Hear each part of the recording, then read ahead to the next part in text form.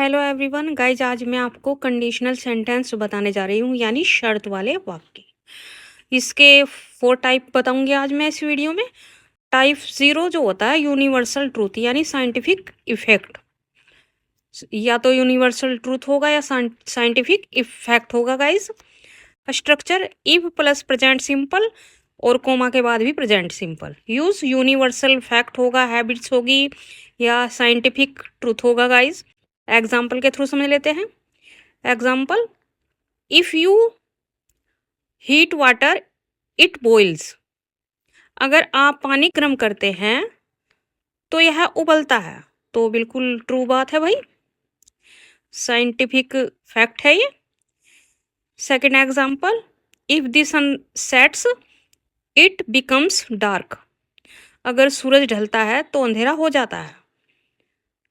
Trick guys, दोनों हिस्से जो है प्रेजेंट सिंपल में होते हैं, शर्त हमेशा सच होती है। टाइप 0 रियल कंडीशन होती है गाइज, पॉसिबल इन प्रेजेंट या फ्यूचर। स्ट्रक्चर इफ आएगा पहले, फिर प्रेजेंट सिंपल, फिर विल प्लस वर्ब की फर्स्ट फॉर्म आएगी। यूज जो होता है इसका रियल सिचुएशन इन प्रेजेंट और future. Example, if you study you will pass. अगर तुम पढ़ोगे तो पास हो जाओगे, तो गाइज रियल है बिल्कुल। Next example, if it rains we will cancel the trip. अगर बारिश हुई तो हम यात्रा रद्द कर देंगे। ट्रिक समझ लेते हैं। अगर ऐसा हुआ, फ्यूचर रिजल्ट है गाइज इसका, फ्यूचर में नियर फ्यूचर रिजल्ट होता है, इसके लिए इसके दूसरे भाग में विल प्लस वर्ब आता है। Second conditional, unreal condition, imaginary in present या फ्यूचर। गाइज ये इमेजिनरी सिचुएशन बताता है, प्रेजेंट की या नियर फ्यूचर की।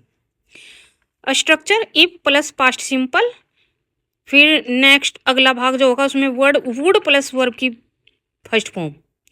यूज प्रेजेंट में असंभव कल्पना, जो पॉसिबल नहीं है गाइज उसके लिए यूज करते हैं प्रेजेंट में।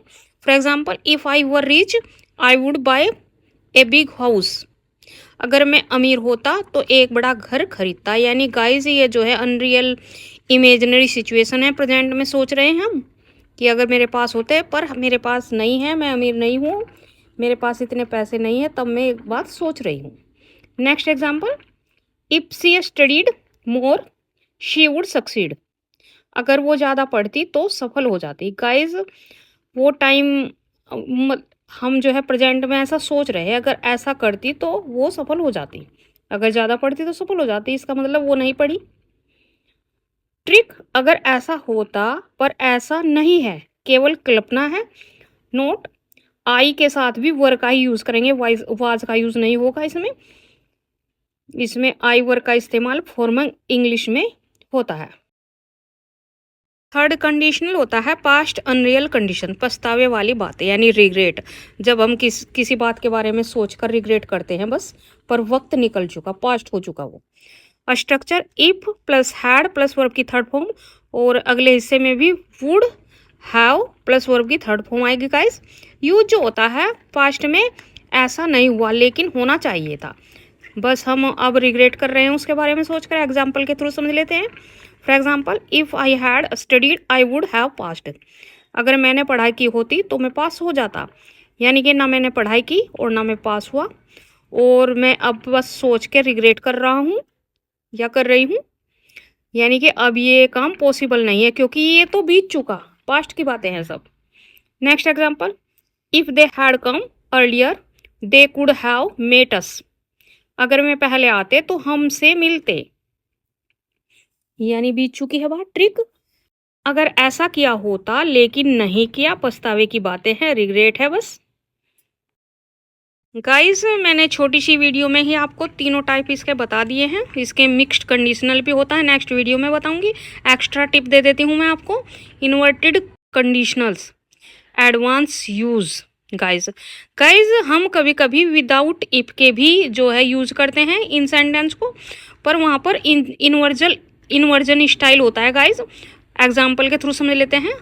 यहाँ पर देख सकते हैं मैंने इफ़ का यूज़ नहीं किया है, सिर्फ हैड को शुरू में लाए हैं।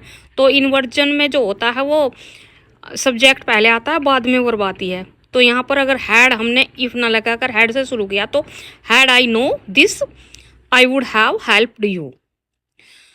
अगर मुझे यह पता होता तो मैं मदद करता। तो हम इन्वर्जन स्टाइल में बनाते हैं। अगर इफ की जगह हमने हैड को पहले रख दिया, इफ नहीं लगाया।